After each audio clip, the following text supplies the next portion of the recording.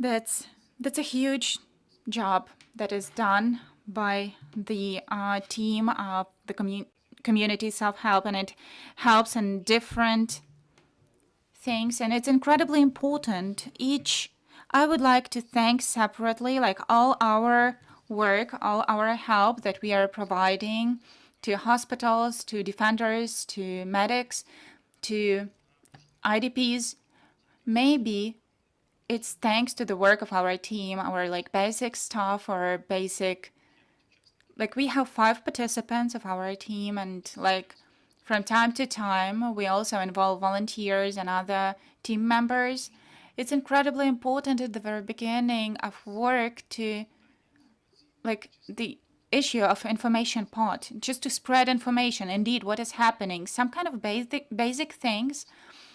Like the next speaker, I guess I will present one more time. I will present myself, because like the key topic, the report and the goals of our NGO Community Self-Help. My name is Vitalii Kharechko. I am the chairman of NGO Community Self-Help, and in many things during this year, I took a lot of roles on myself, because like I was specialist in logistics, and I've been like doing such things. So now I know where to procure medicines, how to supply that, how to do that easier, how to do that from abroad. And such skills, I guess most of Ukrainians got such skills in extreme conditions.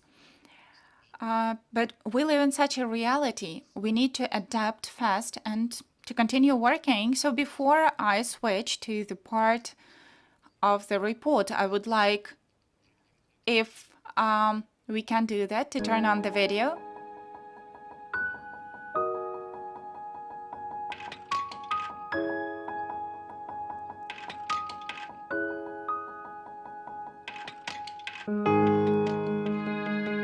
That's not easy time for our country, and we received that via self-help community from American colleagues. This equipment which they presented us, we received that and we want to use that only for trainings. But if there will be the need, of course we will use that in our work. We always, like when we go to some emergency situations, it means that there are some bad things happening to people. So we want these bad things to happen less and less.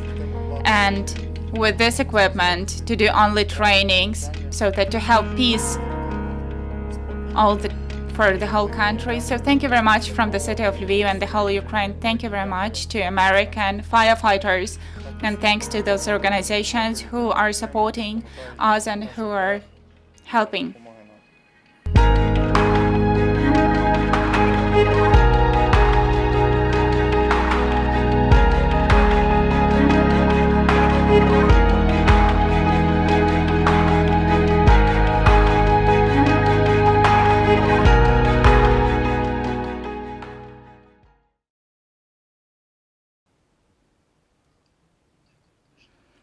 Thank you very much. Now I would like to briefly say that most part of work of our NGO is to direct the target aid to those who need that most. In given case, I would like to thank, before that, Michael wanted to add something. So before I begin, Michael?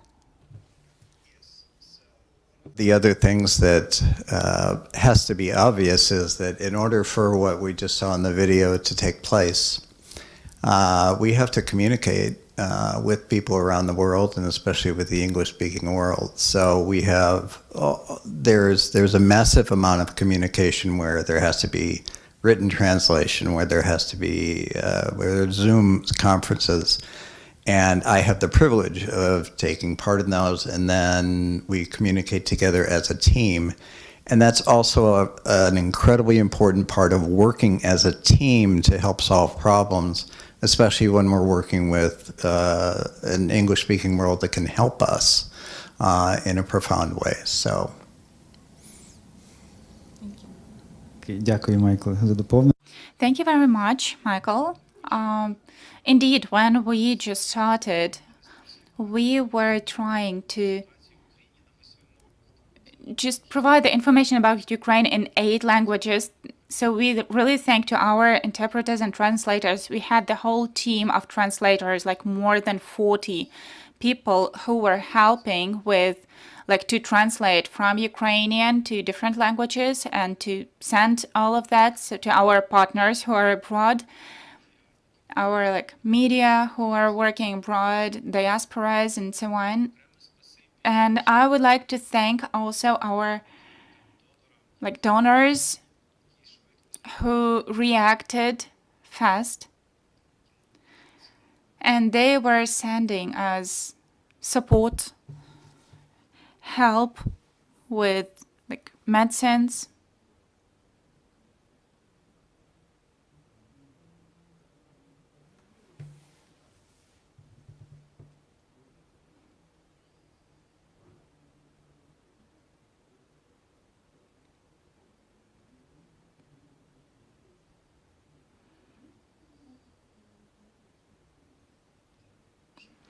I'm sorry. The year was difficult. Many losses.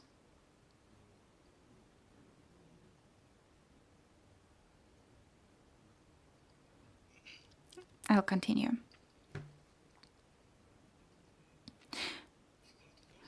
Therefore, the input of each partner, whether that is the private person or it's the foundation, that's incredibly important.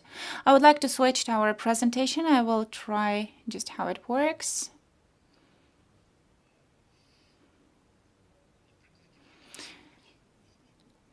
So from the video, like, we could see that Katya Koltso is one of the representatives of Community Self-Help. She organized the whole community, actually, who were collecting like medicine, financial aid, and I guess advocacy, spreading information about what is happening. And such target help is really needed in the country.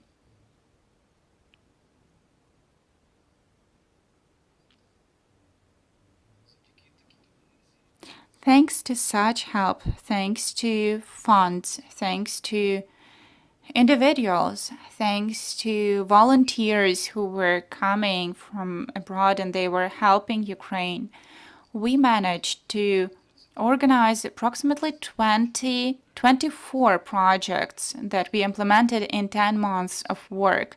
Now we are talking in the framework of report 10 months of our work, beginning with the 24th of February, ending with the 24th December 2022. On the slide,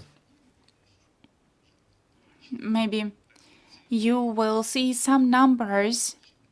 Where did we spend money, or where did we work hard? So in like 90% of our efforts, those were efforts to ensure medicine. Medicine for hospitals, medicine for veterans, for medical personnel, sometimes for chaplains. So in this or other way, it was in order to save lives, the saving medicine. So that's where we were paying attention most. We were planning that it's going to be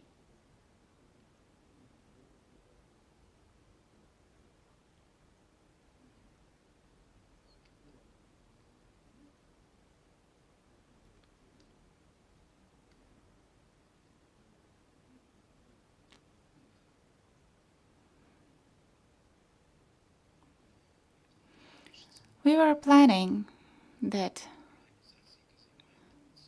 it's going to be the organization who will do the storytelling, like oral history. But we were working with medicine.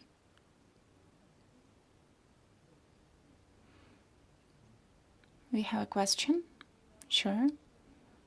Just take them.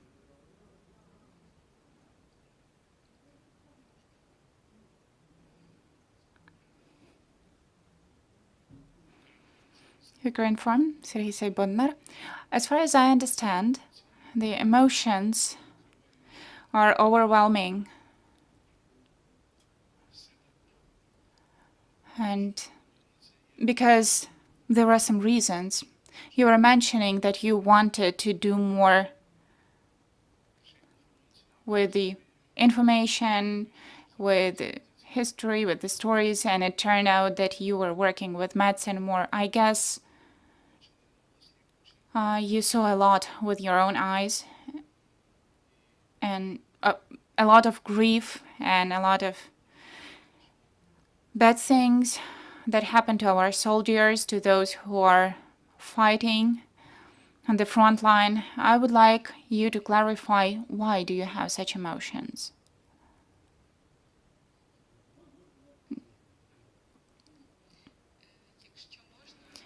If I can, Vitaly, I will ask to put the video with our comrade whose oral history we were recording in December last year, right?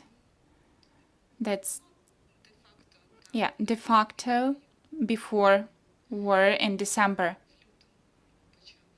In February, it started, I mean, before the full-scale invasion. Can we have the video with the veteran? My name is Alexandra. I'm 27 and general in the army. On the contract, I spent more than 6 years, beginning with the 25th Air Brigade. There, I spent 2 years. Then I was transferred to the other unit, which was in ATO with no rotation. We had normal conditions. We were doing our thing, our work. I liked that. My story, there's a lot of such stories, but it was not highlighted. I found a real friend at war who's still with me, and that's my dog. Everybody knows that a lot of dogs died in volières because there was no opportunity to take them, and they stayed there and they died because of hunger. I guess it's really scary. I dare say I also took my dog I saved him from death, because he was in Hordiivka and he was like closed and he ate even the snow all around him. And that's the German Shepherd. And he was eating the snow. And if not the guys from the right sector who saw him, maybe 1 or 1.5 weeks and he would have died. So they took him, they just fed him. I saw him, it was love from the first sight. And I asked my commander, he allowed me to take him to the base, but under the condition that I will look after him, I will be responsible. And we are together for like 4 or 5 years already. I would like to just recall that when the war became oppositional, the dogs, as like just ordinary dogs with no breed, they became an integral part of our positions, because almost on each positions, and I saw a lot of them when I was serving in my last unit, they became like inevitable part of that, because they are like the siren, so they hear that somebody is coming, they just feel that, so they are everywhere. Unfortunately, a lot of dogs died. I took my dog, and I can say that my dog is my friend, my co-brother, my personal therapist whom I brought from there, and I'm happy that it happened. So just to remind that we have our smaller brothers who are defending our country, and there are also serving dogs, and that's really cool. So those who can take a dog, who are taking this responsibility, just do that, because I took a dog and I liked that. This is my brief and simple story. I just wanted to share that I found such a friend for myself in my life. His name's Sam. At that time, he was 2 years old. So when I took him, he wasn't trusting anyone. He was scared either somebody like was beating him, or he was just really scared. When you are going to do some things, he was like hiding all the time. So we brought him in the car, and for the first time he's been living in that car, he was afraid to go out, and the adaptation. So like with time, he realized that I'm his friend, and I guess we needed half a year for that or even more. And now you come home and you're smiling because there's a dog with this funny tail who's waiting for you. And this is also responsibility, because you can't go for a walk and come back in the morning without leaving somebody responsible for the dog. No, not really to have the responsible, but you have to have a person who can stay there instead of you, and I have such people. That's my story. Thank you very much for showing the video. That's the last story of the veteran. At the moment when we were recording veterans' stories, he was a veteran. He was going through the rehabilitation in the framework of this project, and after rehabilitation, he managed to come back to front. And during the full-scale invasion, he went to serve again, and as of now, he died. He had to leave his friend at home. And such stories have to be recorded. And as far as for all those 8 years we've been working with veterans, men and women veterans, you can just imagine what is the number of those whom we are trying to defend. We are providing paramedical support, and they are dying. So Vitalii has a huge number of losses.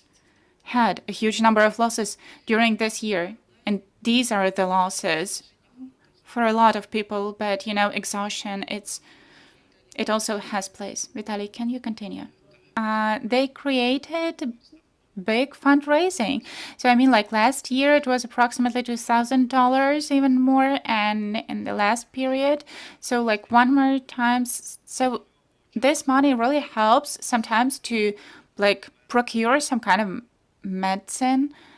Just like recently, I won't tell that because I see that today somehow I'm really emotional.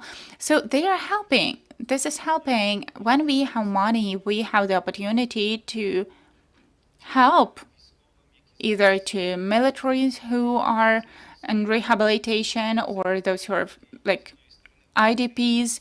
So that is some kind of the operative budget, operation budget that we can provide quickly. We can quickly provide some aid and procure the right medicine prescribed by doctors. I guess I will take the floor before Martha so that we can show, if possible, my presentation. And then I would be able just to end our reporting part, or like financial part, I guess. So can we have the presentation? Thank you very much. So we've got now on the slide we can see what needs we were spending money for, and as I mentioned, most of all that's medicine, like the first and second position. You can see it's more like personal, but then still we have tourniquets or like medical kits. So most funds were spent on either like medicine or logistics in order to like bring that medicine to the front line. In general, we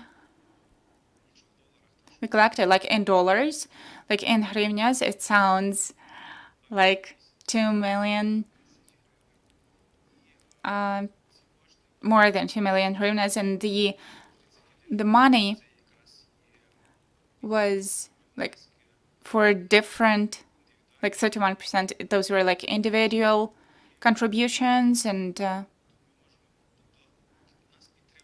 so we are supported by both scientific community. We have Stephen Marans from Yale University, Bruce Young, who also, like for many years, is a big friend of our organization and is helping directly to psychologists and many people who are just with the target financial help, they are helping our NGO, and we managed to just direct this money further. And the biggest part we received from different foundations, like French Foundation, Foundation Air Liquide.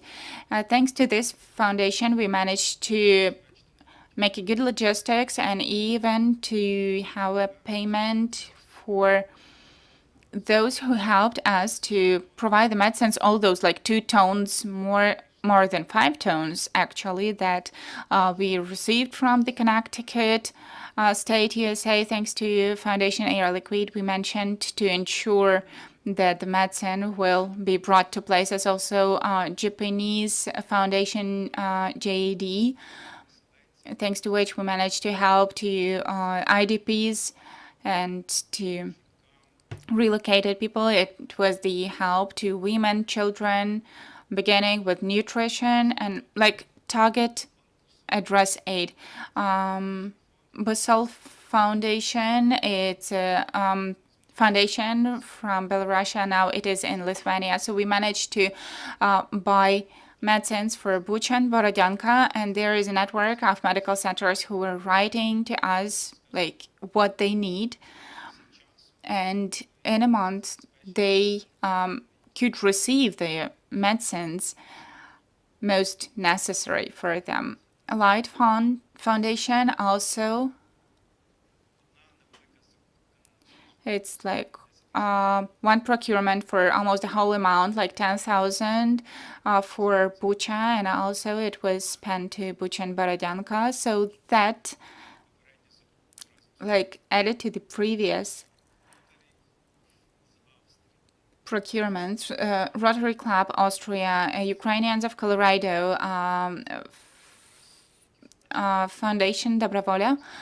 Thanks to them, we managed to continue our activity with the storytelling, oral stories, and we managed to record a few stories last year. Rotary Club helped us also to provide psychosocial support for volunteers who had a burnout, just like me myself, with like a lot of information. That information is triggering and some moments are coming up. Ukrainians of Colorado, they helped as well. So that was the help that was aiming at, first of all, it was the application and also procurement. We organized a separate fundraising for the ambulance, which is working and saving lives, Fund Silk. So we can see that foundations are a very important part, and they are really like constructive, and they help us to provide the targeted aid. As for, I guess I will just turn on the map coverage where exactly we were providing our help, beginning with the Western Oblast, where we had more psychosocial support, and Martha will tell a bit more about that right now, to like medical, that is doctors from Mykolaiv, from Odessa Oblast, from Dnipropetrovsk Oblast, and ophthalmology department, which requires a really thin surgery threads. So we continue to help them with this. So this is how the map looks like, where we are working right now. And sometimes, so this is how our work looks like. Usually we have communication directly with doctors. They are writing us their requests, and if we have money, we can procure that. If we have no money, we are asking our colleagues from abroad or maybe in Ukraine just the same, so that to help them with their needs.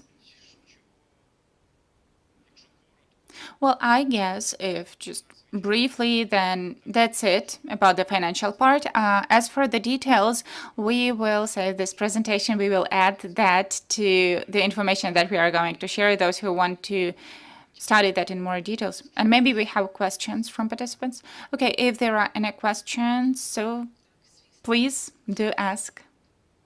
Yeah, we have the microphone. Rakota Anastasia, Ukrinform. So you were saying that you managed to implement 24 projects. Can you please mention those and tell us what kind of difficulties you had to, you faced actually, and what are the prospects of your further work? Thank you very much. Thank you. I guess, can you mention the projects? Yeah, I will try. I hope I will recall all of them. So the first half of those I included to the slides. I am sorry that it's in English, but it's a medical aid project. The project supported by Foundation Air Liquide from France. This is the aid to Dnipro, Mykolaiv, and Kharkiv, those regions where we supported hospitals. Then project equipment and supplies for rescuers, for firefighters. That is what Katya Koltsova was mentioning. That is what was organized, the whole campaign in the U.S. In Ukraine, we accepted that, and we were spreading that further. And each project is related to the other one, because when the whole container comes to you, the container with the aid, with no support, you cannot do this further. When you have support from funds, with the joint efforts, you can strengthen the impact. That's actually what we were doing. Then distribution and provision of vitamins to women, IDPs, pregnant women, and children, and women who are breastfeeding. That is what Michael was telling yesterday, and I guess our last batch of vitamins that we had, we gave it out 100 kilos of vitamins. I don't remember, but they were really heavy, so a few times 10 packages. So they are heavy. These are good vitamins, British, American, and from Europe. Our partners were procuring that.